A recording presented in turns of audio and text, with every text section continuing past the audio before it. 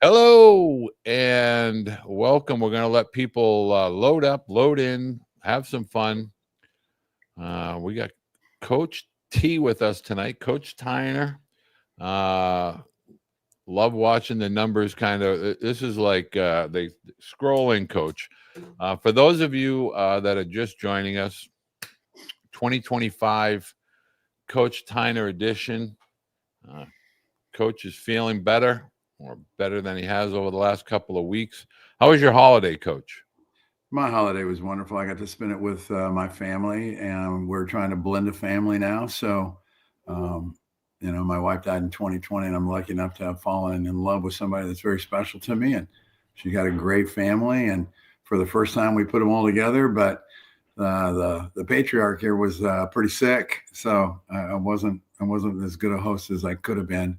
And you and I had a conversation, I think, on December 27th, and you got to see it. We did our Zoom, and I'm in bed, and you're like, "What the heck is going on?" I'm like, "Man, I don't know, I'm feeling well." So, ended up having broncho pneumonia, and I think that's how they pronounce it. I'm not a doctor, but antibiotics have gotten me back to at least 75, 80%. That's good. That's really good. I need it now because we're getting ready to kick this baby off, and I am some kind of excited. Well, that's the topic of our discussion tonight. We have some questions that have already come into this for tonight in anticipation of Coach Tyner joining us, reuniting with us to kick off our baseball season. But the gist of our this evening's broadcast is for Q&A purposes. And I am very, very grateful, again, to reiterate, while I was in D.C., ran into a lot of parents that watch the show with Coach Tyner and myself. Really am excited about being able to answer some questions on a weekly basis. Obviously when time allows for Coach Tyner to join us. Really want to stress to parents, no need to panic. There's lots of good stuff. I mean, college baseball is a great, exciting time of the year. We're probably about a week to 10 days away from JUCO season. And then I don't know when you kick off, Coach, but was it February 14th? Yeah, happy Valentine's Day, baby. We're teeing it up. Yeah, that'll go over big with the wives. Hello to our Miami Hurricane fan who joins us each and every week. And again, I got off track there, but when I was in DC, had a lot of people that really took the time to come up and say hello. And I was really excited about meeting folks literally from all over the country. And I got a question earlier, and I want to kind of kick this off with Coach Tyner. Housekeeping details first. If you're joining us for the first time, follow Coach Tyner on Twitter. I'm going to have all of his information down below in the description. It's also in the X / formerly known as Twitter description for tonight's call. Hit the subscribe button. Join the channel. We'd love to be able to have you as part of our family. Coach Tyner and I are going to dig a little deeper, both in season, off season, and kind of make this a maybe quasi, at least repeatable project going forward during 2025. But Coach, I know that you're the person to answer this question. I had a lot of fathers, a lot of parents ask me, is there less room at the inn? Why is college baseball contracting? I don't think we really are. I think this is really beneficial for the sport as a collective whole across all levels and divisions. But coaches aren't bad guys. I know you are Mr. Optimist and you are the epitome of mentor. But college baseball has to play by the rules that are set forth by the NCAA, and maybe we can start there. The sky is not falling. Baseball is baseball. It's a hard sport, but talk to parents that are fearful for, the restriction or the roster limitations. It really only affects Division I, and we don't have any conclusive finalization yet. So help parents feel a little bit more upbeat. Be glad to. Let me knock this one out of the park. Okay. Or give it a shot because I'm feeling good. I'm feeling good, and I want a NIL deal with Topo Chico.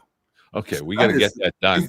That's the only thing that has got me through here. I try to quit drinking soft drinks, and this is about the best stuff out there, Walter. So you got to try it. Topo Chico, okay, I'm on that. Let me just throw this back at everybody that's listening. How many people play in any game? And there's 9 aside, right? Right. 9 aside.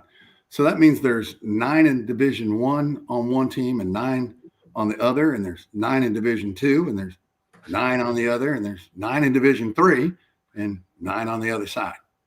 So the real question becomes, and I've said this before, and I always ask a recruit, because look, we rank ourselves 1 to 305 or 1 to 302 or 1 to 3, however many Division I teams there are, that we have an RPI rating for that particular division, right?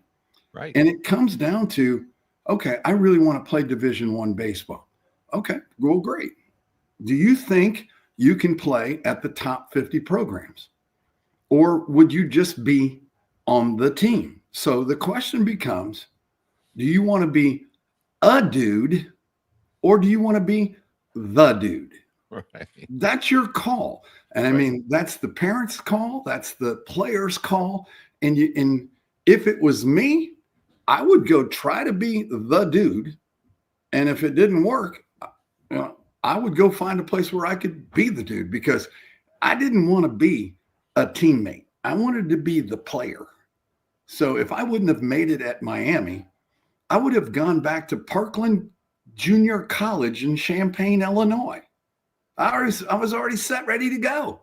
And then I would have rolled the dice and hopefully landed up at my dream school, which was Southern Illinois University, where Itchy Jones was the coach. Saluki. But Itchy didn't know about me, and I was in his backyard until I beat him with a bases clearing double and gave Frazier his 500th victory. And he said, "Hey, are you Jackie Don White's nephew?" And I said, "Yeah." He goes, "You know he's my best friend." I said, "Yeah, I do."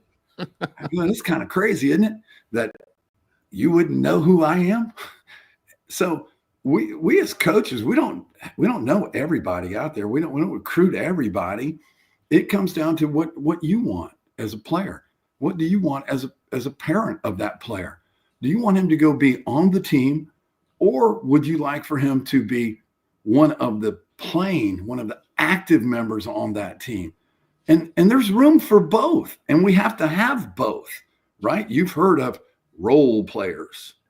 Okay, got to have them, because when the stud goes down, I need one of those lottery ticket role players to come up spades, and I mean, that's just how I view it. And that question can only be answered by the player and his family. And I think this is a good opportunity to really have parents understand college baseball is not, going through this change to negatively affect the sport. It's really, from a positive perspective, it's going to create more distribution of athletes across all levels. And for years, over the last 4 anyway, you've had a lot of programs at some of the higher levels that have had 45 to 50 in some cases, whether that be with redshirting and so forth. But now, a little bit more smaller, it allows more opportunity. Players will begin to spread out. It'll, take it down to the Division II, the Division III level. But Matt, one of the questions that you really, I feel, give such tremendous advice about is opportunity. Opportunity is all that college coaches can provide to you. And at the end of the day, athletes have to execute. They have to have a certain level of skill. This is not a linear path from high school to college. Because you were good in high school or your travel team, you're going to be good in college. College is filled with challenges, hurdles, obstacles at every level, every division. Can you just talk about that mental preparation that high school athletes or parents or families should begin to think a little bit deeper about, as far as what it takes to really be a college athlete? Well, Absolutely. But I'm not so sure we have all the time that it's going to take for this This answer. is your show, Captain. I'll try to give you the Cliff Notes version of it. Okay. And I think it might be, might pay homage if I just said, imagine if your kid was a high school football player. Okay. And then as a freshman, he's in the title game in the NCAA. And he's playing for Notre Dame or he's playing for Ohio State as a freshman. That's a bad dude, right? I mean, that dude can play, right? Okay. So let's think about what it took for him to get there. Well, he's some kind of super talent, right? For all the other 5-star, 4-star, 3-star, 2-star, 1-star athletes, they're not in that, but they're still at that level and they're trying to play. So from a parent and a player's perspective that are sitting in high school right now, how much of that do you want in your life? Because that guy, unbelievable talent. Well, guess what? There's going to be a freshman for LSU or UVA or Miami or Ohio State or Michigan or one of these big programs this year that just comes on the scene and is unbelievable. And he's been able to adapt to 20 hours of baseball practice, lifting, uncountable hours on his own, been able to stay eligible academically, maybe even had enough time for a tad bit of a social life, right? And he's done that at the Division I level. Well, we're not all cut out of that cloth. We're not. I'm living with a 17-year-old right now that's undecided on really what he wants to do. And guess what? I'm going to give him the rope to try and figure that out on himself. Plays volleyball, play basketball, play baseball. Okay. What do you want to do? I don't know. What do you think? No. No, that's not me. See, because I don't coach desire. What do you want? What do you want? And I'll help you get wherever you want to go and do whatever you want to do. But I'm going to do it realistically because my set of eyes is a lot different than you parents out there. And there's no harm, no foul in that. There's not. But man, to prepare yourself for Division I baseball in a high school level, you can take every course you want to, but until you live it, you ain't ready. Right. You're just not ready. Yeah, it's very, very true. I think parents need to understand, when you leave high school, and again, this is for all of college athletics, particularly baseball, what we as parents sometimes fail to recognize, it is our athletes that have to learn time management. They have to learn with the desire component. When Coach talks about desire, it's that mental mindset that I really don't want to be in the gym. I don't really want to get up at 4:30 to go run the stairs. This is part of the mental development, the mental preparation of being present and being a part of a team that, sometimes occurs in college, but really happens a lot at the college level. And Coach, one of the things that I think parents learn from you when you take the time to join us is that regardless of the name on the front of the jersey, there's no magic in the jersey. It's the athlete in the jersey. And so if you could talk about what it takes as far as preparation, and I'm not talking about your practices. You touched on something, what they're doing on their own. When the team is not practicing, what are you doing to develop as a person, as a player, as an athlete? Can you talk about that individual approach to becoming the best you can be and getting to the ceiling of you as an athlete as well as an individual in college? You said it earlier, a good manager of time. And here's the transition from high school to college, albeit anywhere. For the first time in your life, you don't have a mother or a father coming in your room going, it's time to get up, let's go. So first and foremost, that's on you. And that takes a certain amount of self-discipline, of which I'm not the poster boy for.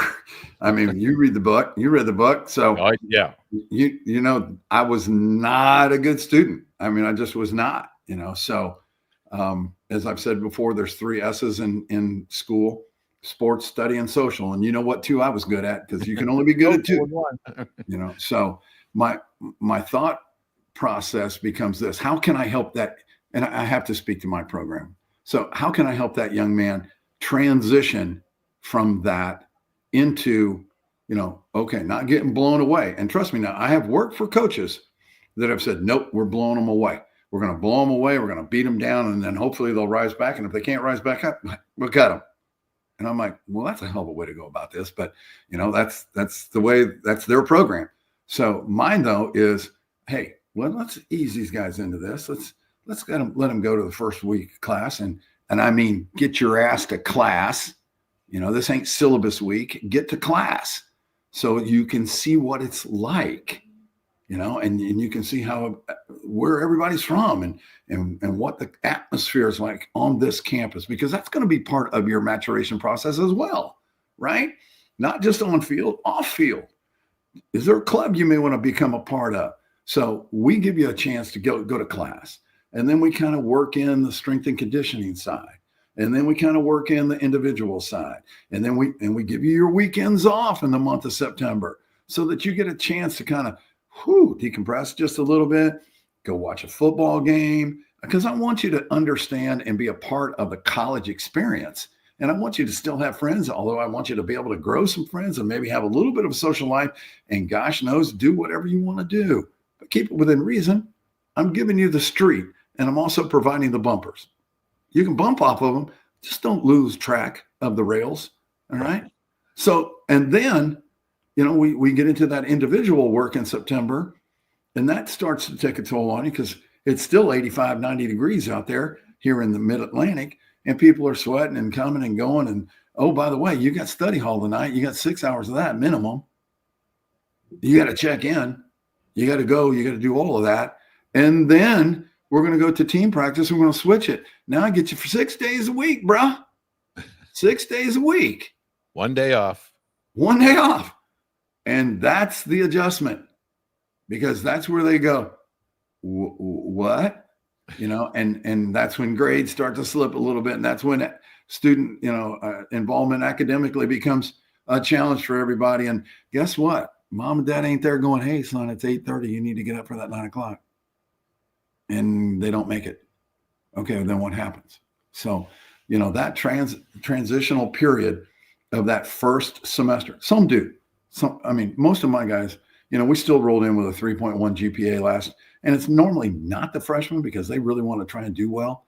It's the junior college transfers, or the other transfer that did it differently at this other place, and now they're here, and it's learning how to do it.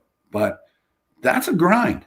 That's a grind at the Division I level, and if it's a grind at Towson, imagine what it is for the top 50 programs in this country. Right. Exactly. Are you ready for that? And I tell people all the time, one of the biggest adjustments for freshmen or any new college student is the acclimation to A, your teammates, B, your coaching staff, but it's the community on the campus. It's a collective. It's not just baseball. It's a collective that you're dealing with, this acclimating to everybody's personality. It's more of a older environment socially, and so that can be a transition point for athletes. And Coach, people are asking, and I encourage you, if you have a question for Coach, you want him to address that, please go ahead and send it to me. I get your messages on X. I get them here on Facebook and YouTube. But Coach, you had mentioned in your previous time with me during the latter half of the fall about your 7 to 8 scholarships at Townsend that you weren't fully funded. Question for you is, have you addressed that with your AD? Will they be increasing scholarships? But more importantly, a lot of schools are making decisions about opting in and not opting in. Can you explain from your perspective? Are you, as a staff member of your athletic department, do you have any idea if they're opting in or not opting in? And will your scholarships be increasing? Let's first attack the scholarship. And as far as I know right now, no, they will not be increasing. We will stay at 8. and we were very happy to have 8. We were at 6 for the first 7 years of my career. So with Towson. So this has been a bona fide, just like, wow, thank you. Pennies from heaven. It's been great because we've been able to go out and actively shore up some of the depth that we needed, as well as add pitching to our staff. So, it's been wonderful. I could only imagine what it's like. And I've never been at a program that's been fully funded. The closest I ever got was Richmond, right? At 11. So, I mean, it is great to have 8. And that's how we approach it for me and my staff. It's not as if we are 3.7 short. No, we have 8. So let's make the best of it. So that's first and foremost. Now, opting in and opting out. If we had this conversation tomorrow night, I probably would have a better understanding because we have our first all-staff meeting of the year tomorrow. All right. There are still schools that are flipping coins or trying to figure it out which way they're going to go. And we've also heard that you may not have to make that decision this year. You can kind of watch it and then maybe opt in next year. So there's still a lot of moving parts that nobody really knows regarding who's in, who's out. But you've heard. I mean, you were there. Unfortunately, I wasn't there, but I've got some great note takers that have helped me and prepared me for this. 38 rostered 38 spots in the fall. If you opt in. If you're not in, you can do whatever you want to do still. Right. But you got to get to 35 on your day of declaration versus December 1st and 34. And then the injury part, what does that play? How does that work? Are there going to be red shirts available? Are there going to be gray shirts available? What does it all look like? Still not finished, and there are so many moving parts right now that if somebody said, no, this is the way, just hold tight, just hang on. Let the powers, let the captains of industry figure it out for us. And then we can adapt to it and we can all adapt together. And that's where that positiveness comes in, man. This is not bad. It's not. It's not bad. Yeah. We're going to get through it. And when we do and come out on the other end, there's going to be baseball being played and there's going to be talent everywhere. And oh my gosh, it's going to be wonderful, but we got to get there. We got to get there first. So parents want to know, is there room for high school seniors, high school graduates within college baseball? Should high school graduates, freshmen be ready for the fall as aggressively as maybe last year or years in the past? In other words, whether it's 38 or whatever agreed upon number for the fall of 2025, are high school athletes still going to have a role with regard to college athletics, in your opinion, 2025 through 2026? And are you asking specifically at the Division I level? Division I level. Okay. So in answer to that, if your school opts in, then you are going to be limited to 38 people on the field in the fall. Okay. And I would like to hope and think that if you were a baseball coach and you have made a commitment to a young man, that as long as he hasn't been injured, that commitment is good. But there will be 38 guys on that field. So that coming in. And also that roster will trim to 34 if it goes through on December 1st. So 4 of you aren't going to make it. So that's public knowledge. Do you want to take that gamble and be part of that? So that's, again, up to the parent and the player where they see the best fit would be. So is there an opportunity for high school? Absolutely. Absolutely. We have a young man that is injured right now that we just have to monitor, because if we opt in, it's going to be relatively tough for us to honor that if he can't play, and I think he understands that as well. I mean, we're not trying to be hard asses. It is what it is. The other thing that I think parents need to talk about and think about is, there are a couple kids on my team right now that are D2 and D3 transfers and grad school transfers. So, as I've always said, Walter, finances first, academics second, athletics third. Why wouldn't you have a list of schools at the D1, the D2, and the D3 level and find out which one is exactly the best fit. And then go throw up numbers wherever you're at by playing, and then let the dice roll wherever they go and see what the future holds for you.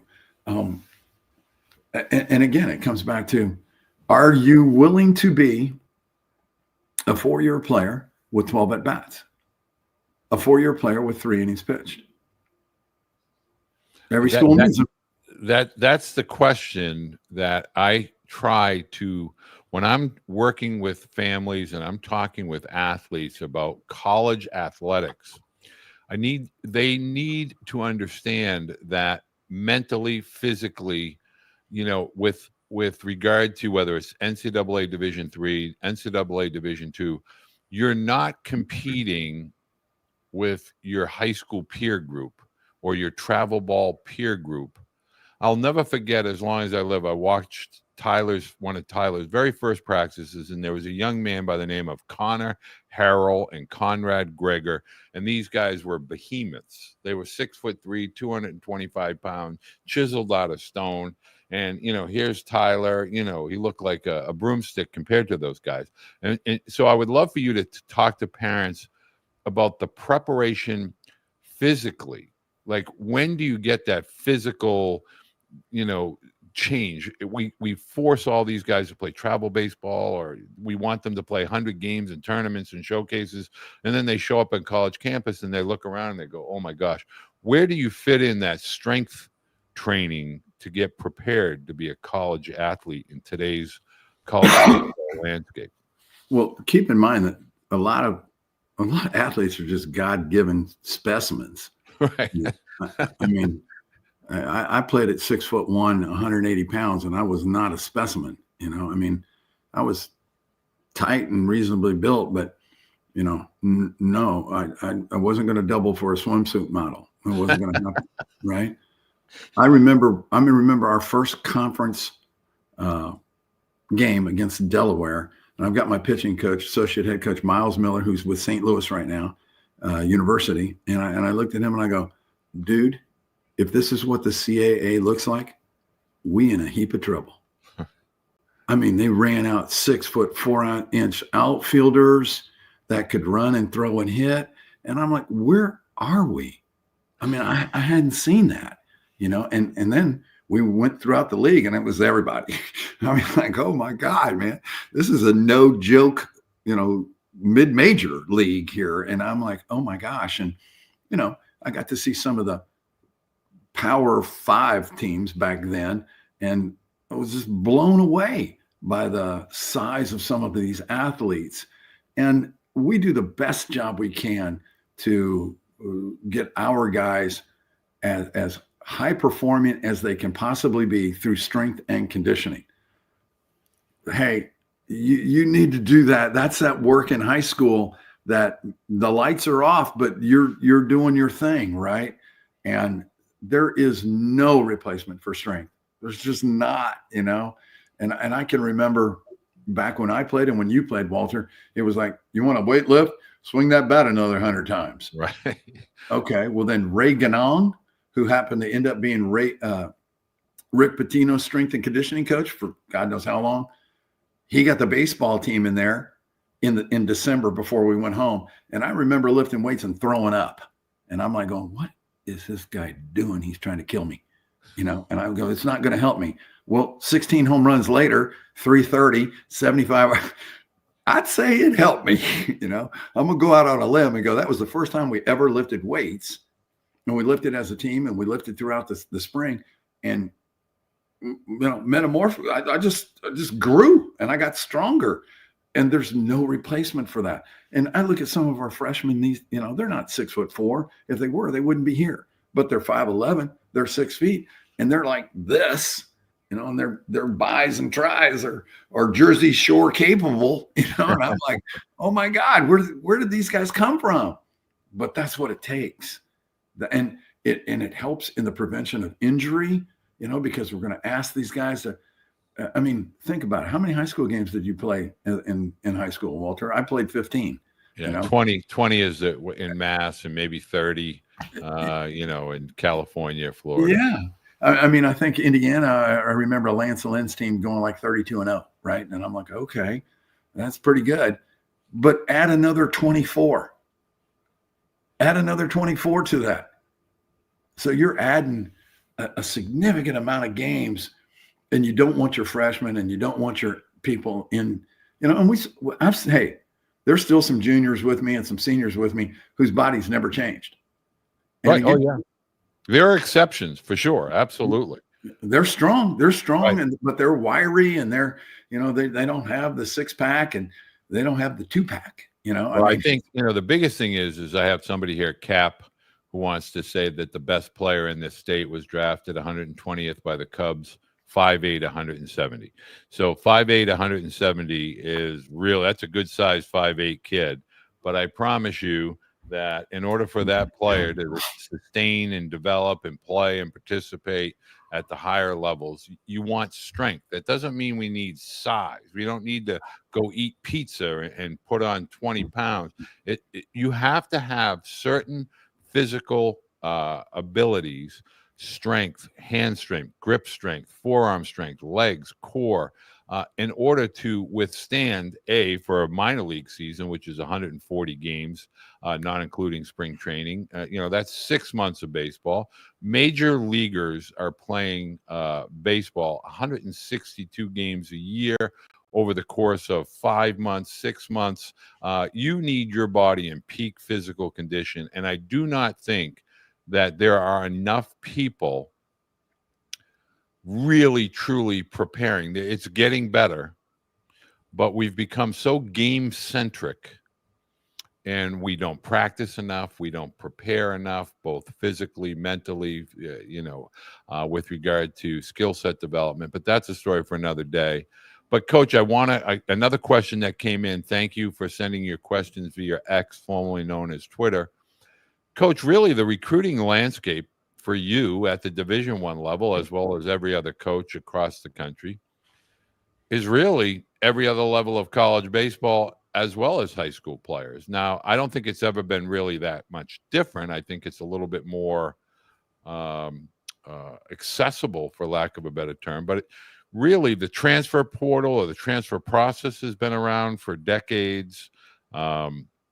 JUCO athletes transferring in. But now, as you alluded to, you can be a Division III athlete, a Division II athlete, and move on to a Division I program if you're skilled enough and have the capability. So can you talk about, from a recruiting standpoint, no need to panic if you're a high school athlete or a travel athlete.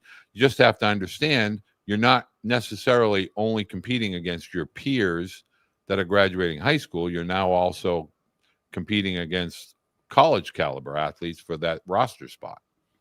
Well, absolutely. And I mean, that's the changing landscape of Division I, II, and III baseball. And it's an unfortunate thing from a numbers perspective. But I do remember a very close friend of mine, and I'm going to leave him anonymous because I'm not going to throw him under the bus. But he stood in front of a group one time and he said, if you have the ardent desire to play, there's a place for you on a college baseball roster somewhere. And I said, is that right? And he could be right, but it may not be where you want to go. Right. It may not be where you want to study. So there's one thing that happened when you and I played that does not happen as much now. It was a word called cut. Bingo. A word called cut, and we didn't just go run down the street and make another travel team to go play. You figured out, oh, you can't play. Okay, so what am I going to do? Well, I don't know. Maybe I'll go play golf, or maybe I get better football. Maybe I get better basketball. I can't play baseball. Okay, so that was a harsh reality for those guys back in that time. Well, there's a reason why there's Division II, and there's a reason why Division III, because the powers of Division I think that the people that they have there are the players that can play that level and should be playing there. And then the guys that are a tick, maybe not as good, play Division II, and then not as good, play Division III. That's kind of how it was set up, right? Or do I have that wrong? No, you have it right. Okay. So in today's world, that still exists. That hierarchy still exists. But from a recruiting perspective, with transfer portal opportunities, with the talent increasing, I mean, players have gotten better. I mean, they in my opinion, they have. I think of that 5'8", 179-pound guy. He gets drafted by the Cubs. That's great. Right. You know, the average size for Major League Baseball player is 6'2", 209. So he's on this end of the spectrum. He's one of the smaller guys that can and will probably end up playing this game. And then there's some super freaks, right, at 6'7", 270 pounds that run like the wind and hit bombs and all the above, right? But the average is 6'2", 209. Dr. Google just told me. 6'2", 209. Bro, let me tell you, I got a roster of 34 right now. We ain't hanging at 6'2", 209. That's not what our team looks like. Now, we're going to play some teams this year that's what their team looks like, right? So from that perspective, right now, from a recruiting perspective, everybody just kind of needs to set tight for just a little bit and let it all kind of figure out who's opted in, who's opted out. Because I'm going to be honest with you, there's going to be more coaches at collegiate summer league baseball programs because the kids are going to be in the transfer portal and we're going to go want to watch them too. All right. And then there are definitely going to be needs. You have to have a foundation on your team, right? You can't just go all portal and you can't just go all JUCO. You got to have some basis and hope that you get a freshman that stays with you for 4 years or stays until he gets drafted, right? And wants to graduate from Towson or wants to graduate from James Madison or what, you know what I'm saying? So well, they have to have an understanding. Wouldn't you agree that you have to understand roles, excel in your role, and you have to understand not all playing time is distributed evenly. And the best play that give the team the opportunity to win. So as a freshman, high school senior going into college, that may mean you may have to wait your turn. It used to be in high school when you were a sophomore, you didn't expect to start on varsity. You played JV, and you got playing times and you got reps, and then you worked your way in as a junior and as a senior. Now we have this expectation that, hey, man, I was an all-state in my high school, and Townsend State, man, I should be able to just go there and just play. And then you walk in, and I don't think enough parents, and I would love for you, I want you to explain this. When parents think of college athletics and you just rattle off the CAA, I know who's in the CAA, but parents need to understand college baseball don't care the conference, don't care the division. College baseball is good baseball. Go to the Sunshine State and watch Tampa take on St. Leo's. Wow. Go watch a CAA game or when Northeastern is playing Townsend. You start watching guys like Northeastern has guys drafted high rounds. The CAA has lots of guys drafted year in and year out. So the expectation by parents is, well, it's not the ACC, it's not the SEC. Go watch a CAA game on any given weekend, Friday through Sunday. You're going to see dudes. And the point is not like you have to be 6'2", 209. The point is you have to be skilled. You have to be ready and prepared to execute, and you have to be team orientated. You can't take an 0 for 4 out in the bottom of the ninth and out at third base and boo-hoo yourself, and then you boot a ball, and now there's a runner on second. So, Coach, talk a little bit about, the expectation of athletes. Playing time is earned, and if you're executing and you're committed to team, you're probably going to play more than the guy that's not executing is a wallow me guy. So talk a little bit about that as far as how to mentally get over that hurdle for younger athletes coming into college. Well, I think the first and foremost thing is how important is the fall. And that's the tryout period for the spring. And I think every coach that coaches baseball would agree with me. That's where we get to unwrap our presents and we get to find those lottery tickets. And you as a baseball player, that's your time to become a fall American. Right. Exactly. I mean, that's it, right? That's hit 420 in the fall. Yeah. I mean, and unfortunately, when I talk to my guys about inter squad games, I would like to see every game 5-4, 9-8, something like that. The one where it goes 16-3, it's like, oh my God, how bad is our pitching or how good is our hitting? I don't know. I mean, I don't know. But that's also the time what you talk about. The guy's not having a good day and he goes out to third base. He makes 3 errors in that game. Well, that's going to be tough to rebound from, bro. I mean, it really is, because I'm going to leave the field that day going, well, Tommy Tucker had 3 errors. He was 0 for 5, struck out 3 times, did not have a good day. Let's see what he does next time. Well, if he goes 0 for 3 that day with another 2 errors, he's going that way, right? And Johnny Smith over here, he went 3 for 5. He made 2 great defensive plays. This is his first year with us. He's certainly making a mark here. And I don't think it takes a Philadelphia attorney to figure out which one you're going to play. Well, I like Tommy Tucker. He's one of my best guys, but he's 0 for 17. Well, Johnny Smith's hitting 515. I'm probably going to play Johnny. And then hypothetically speaking, in the spring, those guys that really secured their spots in the fall, let's say nobody got injured. And let's say everybody hit 270 and above. Well, if you're on the bench, how many at-bats are you going to get? Can you weather that? It's never happened, but my gosh, if it did, if you look at college rosters, I think who plays and who doesn't play, right? The guys that have 150 to 240 at-bats, they're your starters. They're playing. The guys that have 30 at-bats, they either got the fill-in role, let's keep them happy, let's do this, So which one do you want to be? And if you can't get it at school A, do you want to go to school B where you can't get it either? Or would you like to go to school B where you might be able to get it? So, the fall is a huge time for us. It's where we set our rosters, and that's that we get outside competition too, Walter. We get to play 2 games now. They're looking at considering 4 for us. And that's great. That's great competition for us. We get to play somebody with a different jersey than us. But yes, we try to get as many innings for the pitchers that we want to see pitch and many innings for the hitters that we want to see hit.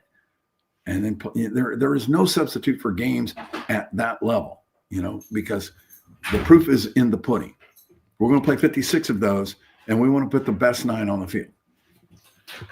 And parents, I'm gonna be answering a question, and I am kind of preparing. I am going to give my opinion. I am not going to put this on Coach, so I want to announce that ahead of time. And the question, Will, that you're asking, and this is a question I've been asked all week, and it's really starting to get aggressive. And I have parents that are asking me about invites. You can fill in the blank from whatever you feel these invites may be coming from, for pre-draft workouts, pre-season All-American, summer showcase circuit, national prospect elite, triple All-American events. If you're a parent and you're seeking validation of your son's skill sets, as I've said a mountain of times, get an evaluation from a college coach, former pro player, former college player, somebody that can give you an evaluation as to where your son's skill sets, the floor and the ceiling. As far as, and Will, I want to answer your question. Do I think that those events are worth it in today's world of youth baseball? The answer to that is, if you're looking for it as an experience, much like going to Disneyland. If you like going to Disney, you like going on the rides, you want to pay that money, you want to go on the rides, it's fun, it's exciting, it's a moment, a memory, great. But if you're going to go to those events from a scouting perspective, and your son is a 2027 or a 2028 or a 2026, those days are over. They're not coming back. That's a fact. You can shoot arrows in me from all altitudes and levels. I'm just saying what used to be is not anymore. It's not coming back. college athletics, good, bad, or indifferent, are changing. They are evolving. Coach doesn't make the rules. I don't make the rules. Somebody at a much higher pay grade than I am that works at the NCAA, they've created name, image, and likeness. They've created this portal. They've created all these collectives. Roster at Division I's are being adjusted.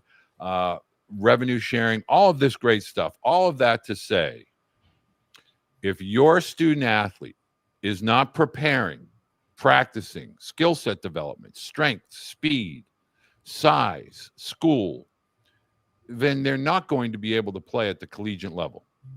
If you're just constantly chasing showcases and meaningless tournaments, and yes, they are meaningless, you can get so much more. You can get prepared. Because I think what Coach Tyner just said goes like this to most parents and most student athletes.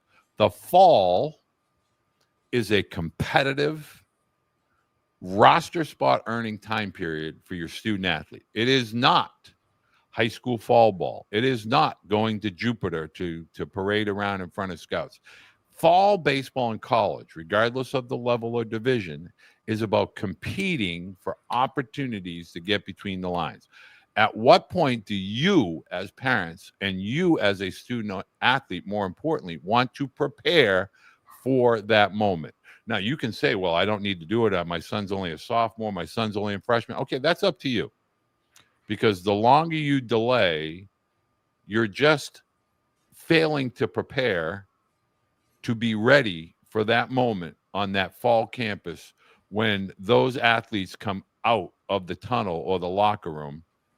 So going to these events, congratulations, you're a preseason All-American. Congratulations, you're going to get invited to a draft workout. Oh, by the way, there's only 20 rounds of the draft. Oh, by the way, there's no longer rookie ball or short season ball anymore as high A and low A. They don't draft as many players. More players are going to college. More college players means more competition.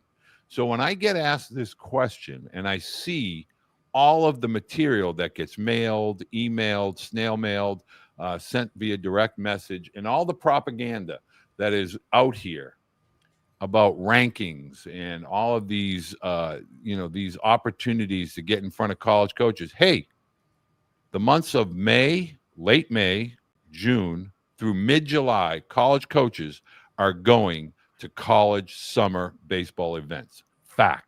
Not changing. Don't agree with it. That's the way the world is. And then from mid-July through early August, college coaches are going to go see select events for high school participants.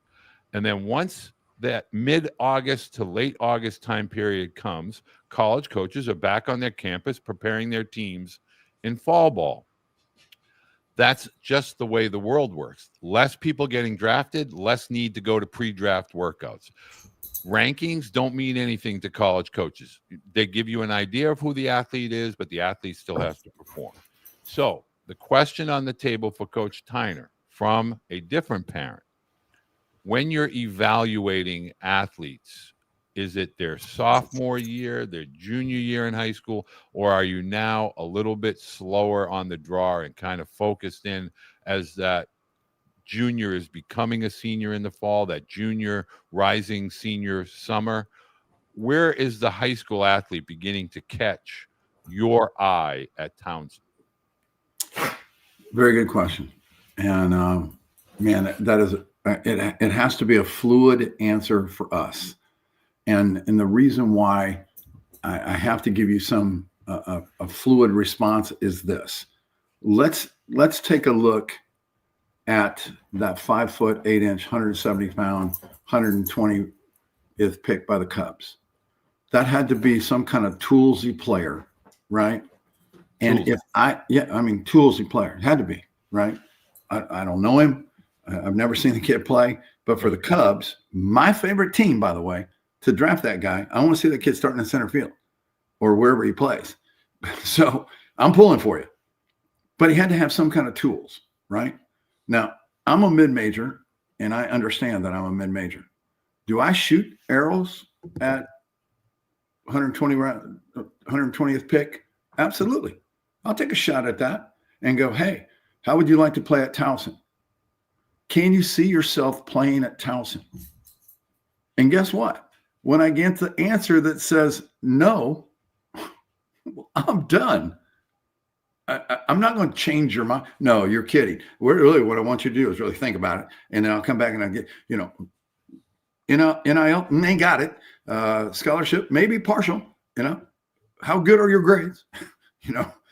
We're going to work together on this, so I think from the mid-major perspective, especially people that are fully funded and those that are increasing their scholarships to try and remain as competitive as possible, there will always be the need to try to secure somebody to a verbal agreement. A verbal, that's all you're going to do, Verbal. right? A verbal, which can be broke by either one at any time until you ink it. It's nothing, absolutely nothing except my word and your word. So, on that topic, I want you to give your thoughts, your opinion. This is just you, not the head coach of a college, just your personal opinion. What will May be like in 2025 with regard to college baseball? Do you think that there'll be any sort of chaos, or will there be a lot of moving parts going on as opposed to any other year previous? Will 2025 be a choppy water kind of time with regard to college baseball? Well, like you said earlier, the draft, in my opinion, the draft being pushed back into July could not be at a worse time. Worse, right? Exactly. I scratch my head and just go, what are we doing? Did we do this for ESPN? Did we try to, to make it look, to act and feel like it's special? Well, it's great, but man, I mean, come on, these Power 4 guys are sitting there with their rosters intact, and then all of a sudden, are you coming back? Well, you're not coming if you get 2.5 million, are you? Some guys might be going if they get 200,000, and you never know until it happens. And then all of a sudden it happens. The next thing you know, you got 3 spots you got to fill. Okay, well, if I didn't over recruit, well, then I'm void and I'm hurting. And I mean, so nobody knows what it's like to be in that set of boots until you're in it. And I mean, you witnessed it at Vandy. I mean, my gosh, man, we're talking about high-end competitive baseball that it's just different.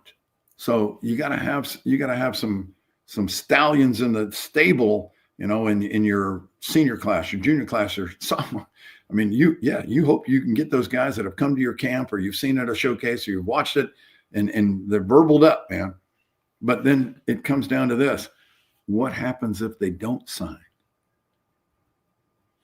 Well, that phone call is going to be, hey, look, Johnny Smith didn't sign. I don't have that scholarship for you, and I got to be honest with you, Johnny Smith's pretty freaking good. He's coming back, and I couldn't be more happy. That's really what I want to say. So I'm going to have to hold your money. Good luck. We'll see you down the road. I mean, don't hate the coach. Don't hate the player. You can hate the game, man. But I mean, that's going to happen across. I mean, when you start talking about 302, 305 programs, everybody's in that 40, 45 man window. Maybe they're like 36 to 48 somewhere. And so all those players that they don't want to let go, but they have to let go because now I have to get my roster down to 38. I verbally committed to X amount of guys, but I can't use them all. It's nobody's fault. It's just going to be part of the process. And everybody's going to have to react accordingly. But I think the time is now for parents to be proactive with, as you alluded to earlier, have a plan. Start looking at some other programs that are maybe Division II, Division III, JUCO, or NAIA. College baseball is a collective entity that once you're on the inside, it's easier to find dance partners if you're so inclined to have to or want to move. But, you want to go someplace and have a collective college experience. So start broadening, as you alluded to, you have school, you have studies, and you have social, that has to be part of the big three foundation to choose your school, not just, sports. So I really want parents to have a takeaway from our discussion. You might have the desire to play Division I athletics. There might not be enough room. You might not be ready to play there.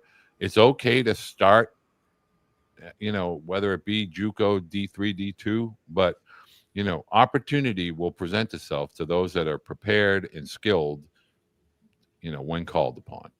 Well, we beat this horse till we're blue in the face, and it's never going to change. I mean, all these questions are great questions, and the experience, it's either it's going to suck for a lot of us, and it's going to be wonderful for a lot of us, and there's going to be some people that are right dead in the middle, and it just happens to be that way, and I get it, but I think what you just said is what I would suggest that parents do, and it takes. I ask people, look, my door's always open in my office, but there's one requirement. When you walk through the threshold of my door, go ahead and hang that ego up on that knob on the back of my door, so I don't have to see it and I don't want to hear it, because I'm going to put my ego over here too. And we're going to talk just like this, just like we're talking right now. So let's just be real. Let's have a plan for D1. Let's have a plan for D2, and let's have a plan for D3. A little extra work. Yep, you betcha. But what happens if you don't get the D1? Okay. Well, maybe you have 2 or 3 D1s, but now you're pitting us all against one another, right? And you don't want me to pit you against other guys. So don't do that to me. Go ahead and get you 1 and 1, 1 and 2, and 1 and 3, and make sure that they meet the criteria that you've set out. They're going to give you that good college experience. They're going to provide a great education for you. They might have an opportunity for you to play baseball while not breaking the financial bank of our family. And if you can find all of that, you're probably going to have a great experience, because I've said it before. When I'm dogpiled at Miami after winning the regional 3 years in a row, and I dogpiled at Bellarmine for winning the conference tournament, and I dogpiled an A-ball down in Peninsula after winning the Carolina League. All 5 of those dog piles look remotely similar. Right. And don't tell me that my D2 experience wasn't as good as my pro experience, because I'll call foul on that one. That was probably the most fun I ever had in college and in baseball, because we were a bunch of misfits that just went like this, and as a 6th seed, won the freaking conference tournament and went to the regional and took Grand Valley State to the championship game. Well, I think that's what parents need to understand. That experience, that memory ingrained, in you. And I think, I had the pleasure of really getting to talk to a lot of coaches down in DC. And one of the takeaways as I wrap up here tonight for parents is I hear it. I get it. A lot of people angry at a lot of people. They're frustrated. I completely 100% understand where you're coming from. But college coaches are not bad dudes, especially Coach T. I mean, this is a life elite mentor. They are not the ones making the rules, but they certainly have to abide and play by them. So that's number one. Number two, the world of youth baseball, it's not evil. It's not, it's not filled with all kinds of shysters. It's basically just like any other dynamic in life. There are great, there are good, there are average, there are below average, and there are just bad dudes, bad people, bad businesses. It's just part of life. Everybody, has the ability to get an A through an F. Some people are brilliant. They get the A's. Others don't put in the work and they get the F's. My point for parents, nobody owes your son or your student athlete anything at the college level. Just because you decide to attend that college doesn't mean there has to be a spot. And as Coach talked about in high school back in the days when dinosaurs roamed the earth, they used to put our names on a yellow lined paper on the door at the gym and say, okay, if you made the team, you got practice tomorrow at 3:30. If you didn't, see you next year. so my point to you is, we don't live in a world where there are a lot of cuts. We live in a world where we create different teams, new opportunities. That's not the case in college. College is a business. And a lot of colleges are going to have to make really difficult decisions. And if you don't believe me, trust me, look around as we begin to get down this road into April and May. A lot of colleges going to have Title IX implications, going to have funding implications. Are we going to revenue share, not revenue share? Are we going to keep these sports? It's a business, nothing personal. It's a business. So parents, I encourage you, keep your questions coming. When Coach has time throughout the season, I doubt during the season, but after the season, we'll have some time. I'm going to have time for you, Walter, throughout the. We're going to do this. Well, there you go. I got it on record here now. We're going to do it once a month at least. Yeah, okay, we'll do something like that. But parents, this is your opportunity to hear it from one of the most respected members in the college baseball community, professional in baseball as a whole, Matt Tyner.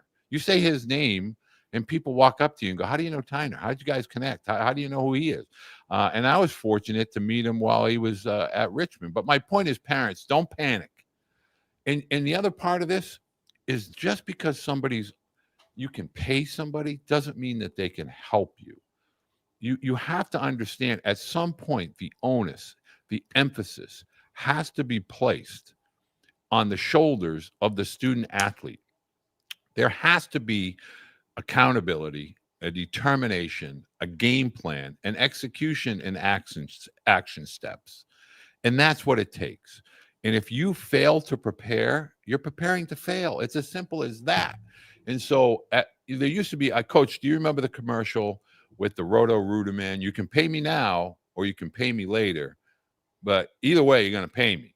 And so my point of that is, parents, when you get to college, you need to be prepared. The athlete needs to be prepared for the weight of expectation to meet opportunity. And when they meet, there's nobody around in that arena that can help them. The coach isn't going to come out and walk around and make sure they're okay, they're feeling okay. Am I hurting your feelings? Sometimes they can become Sergeant Hulka. And I try to tell parents, in the fall, they're going to push you to your limits. Because if you can't take the heat in the fall, how can you take it in the middle of the CAA tournament? And you got to play, UNC won't. You got to play the big boys, got to roll in here. And, Northeastern's got a dude throwing 95 with a slider. Matt Tyner can't help him. You got to be ready. So development is a physicality. It's a skill set. It's a mental discipline and mental toughness. The sooner you prepare your athlete along those lines, the better prepared they'll be when the opportunity to participate at the college level presents itself. So, Coach, happy 2025. Everybody here is saying, welcome back. Happy New Year. Every time Coach Tyner's on, I get jealous because I get about a litany of questions that are coming at me from the phone. But, it's okay to send them to me, too. I don't have that title. But, Coach, everybody loves you. Everybody loves having you on. You answer the questions candidly. As one dad said, the world needs more Coach Tyners. I can absolutely 100% agree with that statement. I am here should you ever need anything, Coach. But parents, Coach Tyner, Townsend University, CAA, go out. If you live in that area, go out and catch a game. Yeah, please do come see us. But we'll travel all over the Eastern Seaboard. I'm just going to add one thing. Sure. All right. And even for those financially gifted and privileged individuals, there's only so many events, showcases, camps that you could go to, and what I would suggest for everybody is to set a budget, man. Set a budget and then pick out of that budget where you want to go. And if you want to blow it all on one event, then do that. But for goodness sakes, man, set a budget. It's going to show your son that, all right, look, we've only got these events. So as Walter has said, then go prepare for those events. If it's a showcase, you know how to prepare for a showcase. You got to run well, you got to throw well, you got to hit well in BP, and then you got to play competitively in the game. If it's a tournament, you got to grind. You got to be the dirtiest guy that comes off the field when that thing's said and done. If it's a collegiate camp, You got to do the same thing you would have done in a showcase, and then you get to play in the game. So when you leave, you better be the one going, I think I gave it my all. Set a budget and stay within your budget. It just makes it easier for everybody, and it makes it easier for you to prepare then, rather than just shooting shotguns everywhere. Pick 5 or 6, but you're going to do that if you do the homework first and you figure out, you know what? I don't need to be going to the University of X, because 1, he can't get in there, and 2, I don't know if I can afford it. So let's settle for Y and Z, and then let's go pick A and B, and do some of those things like that based off of your budget, what you can do. Because just going to everything, that does nobody any good. And, really and I want to, I just got a last second question, and I'm not going to put this on Coach Tyner. Oh, go ahead. I have a book. It's called The Recruiting Process, and in it outlines certain metrics that fit for each level of college. Now, they're not hard etched in stone type of metrics, but I have a question here from a parent, and I want to answer this as diplomatically as I can. I'm a parent of a pitcher, couple pitchers, and so if you're a pitcher and you're so focused on velocity, understand this. At Division III, a pitcher is throwing strikes as a starter with 2 to 3 pitches. They're going to be on average 84 to 90, maybe more in that 86 to 88 window, but they're competing and they're working with a fastball in the mid to upper 80s with 2 secondary pitches. Division II, you're going to get into that 88, 92 window. Division I, 88, 89, but there's more of a 92 to 94. They're cruising in that 89, 94 window. In Division I, a starting pitcher is throwing 3 pitches for strikes. A bullpen guy is throwing 2 pitches for strikes. They know how to accelerate. They know how to decelerate. They know how to pitch backwards in a plus count, meaning a 3-1 or 2-1. They can throw a changeup with confidence, a slider with confidence. My point is, there are no limitations for your student athlete, but there are certain metrics. For instance, if you're a middle infielder or a center fielder and you run a 7-2, chances are not going to probably play the middle of the diamond, maybe catch. If you're a corner guy, meaning a first baseman, a third baseman, a right fielder, or a left fielder, the one tool that you're going to have is you're going to have to be able to hit. You're going to have a little ball strike pop in your bat to play those corner positions. As a catcher, I don't care how many times you see it on social media, pop time. What's it, pop time? Pop time. Here's what a college coach will ask. How does he receive? How does he block? Because 95% of the time, 98% of the time, all they're doing is receiving and keeping balls in front. And if they can call and manage a game, that's a bonus. They may throw runners out once to 4 times in a game, maybe, but they're not going to be focused on your pop time. But you have to be able to understand whatever position your athlete desires to play. First base, third base, right field, left field. That coach is going to think, okay, that's where I need a little, I need a guy that can go big fly. I can go yard in the middle of my lineup. Middle infielder, center fielder. I'm thinking I've got guys with some foot speed. They're going to set the, get on base, move around first to third, going to tag up. They're going to create some excitement, put some, luggage on the base paths, that the big boys can collect and take home with them. The other thing for pitchers, you get so engaged with velocity. And this guy just said, my son doesn't get any looks. He throws 88 to 91. Here's the thing. 88 to 91, 20 years ago, you are going to get some eyeballs on you. Today's world, we're so caught up in velocity. Everybody throws hard, but everybody's throwing it to the backstop. They're throwing ball 3 instead of strike 2. The number one thing, parents, don't compare yourself with other people. Don't rely on what people are trying to tell you you should be. You are who you are. If you're a middle infielder, skill set, field the ball, throw a ball, but your feet field the ground balls. If you're not being told that your feet field the ground balls, your feet take you to the ball. Can't field it if you can't get to it. Number 2, if you're a 3, 4, 5, 7 hole hitter and you're not physically ready to compete against guys that are going to throw ungodly sliders, changeups 2-1, 2-0. You have to be prepared to be an elite hitter. Just because you did something in high school doesn't mean you're going to go to the University of Miami and you're going to just be in their 3-hole. It doesn't work that way. In college, 3, 4, 5, 7, I need guys that can put balls and play with authority. 1, 2, 6, 8, 9. You're turning my lineup over. You're getting on. You're occupying squares so the big boys can clean you up. So parents, do not consume yourself with what your sons do well today.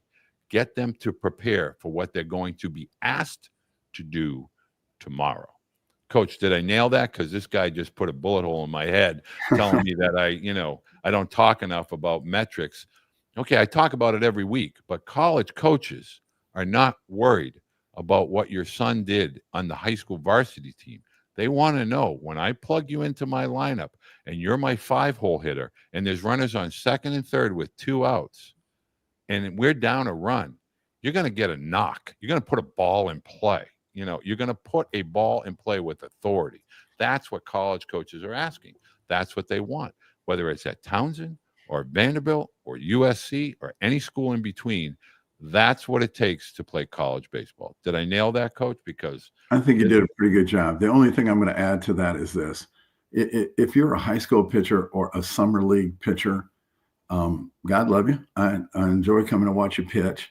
But when I'm sitting back there and I've got a great angle of the ball crossing the plate and the umpire going, strike 3, that ain't going to play. Right. That's not going to, when it's that far outside.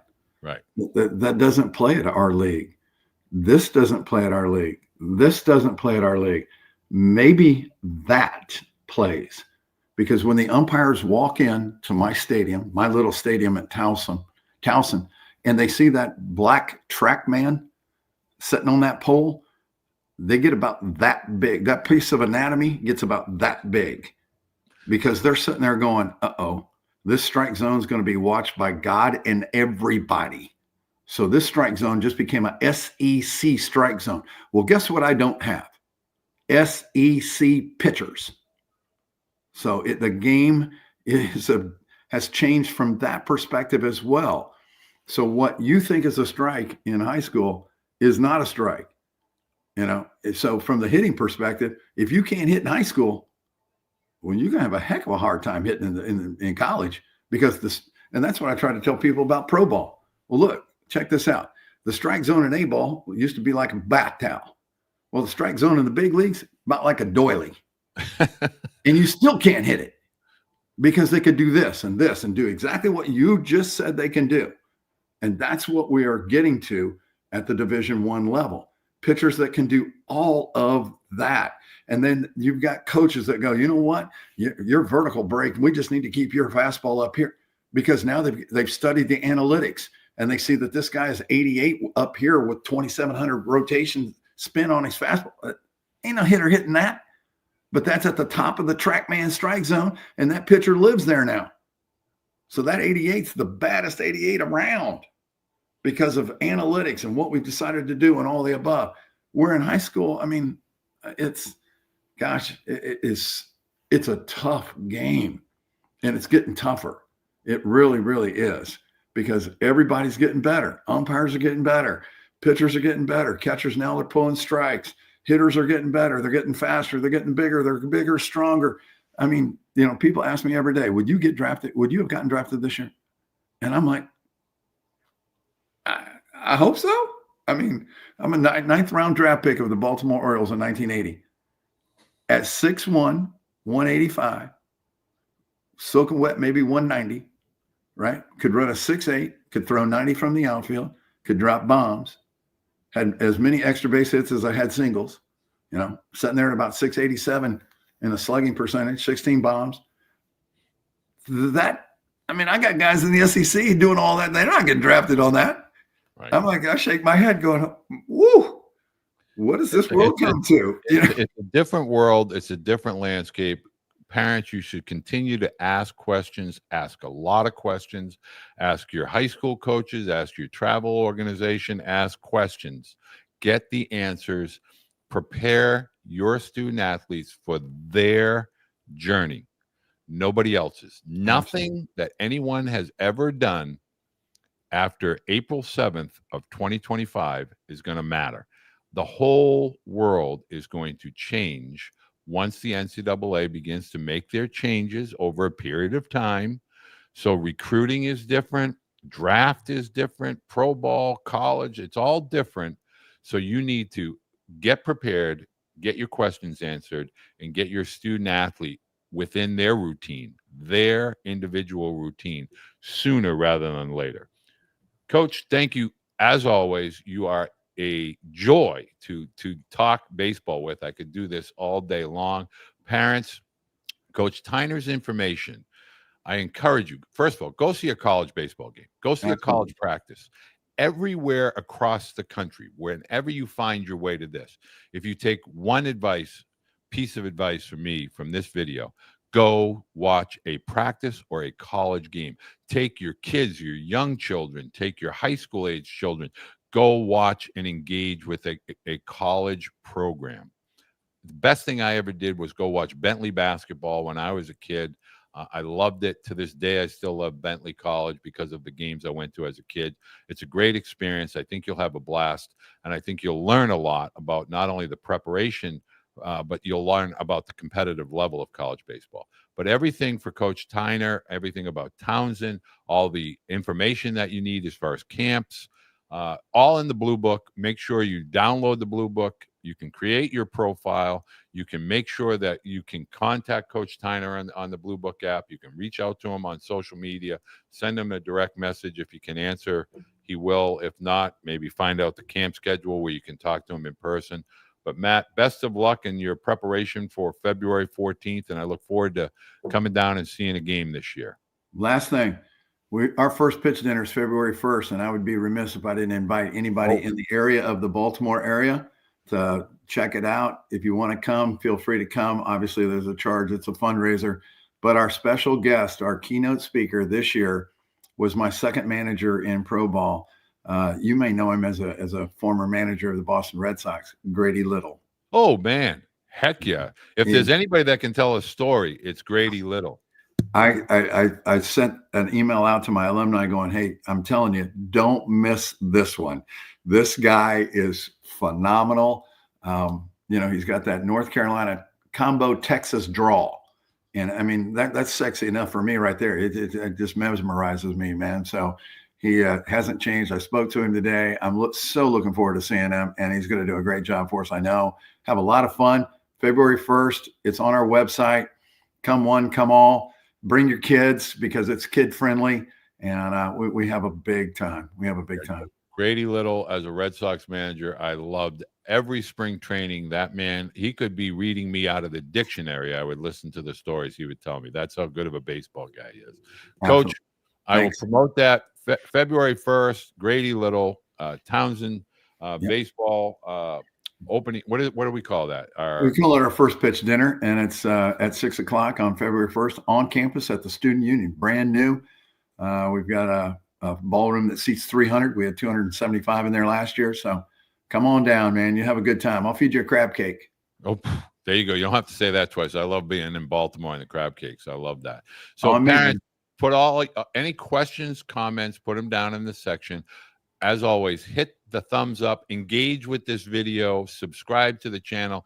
Until next week, this week, Coach's Corner on Thursday, Chris Shank, Southern New Hampshire, and next week is Travis Jewett at University of Southern California. Can't wait for that. Till then, have fun in baseball. Be good. Thanks for having me.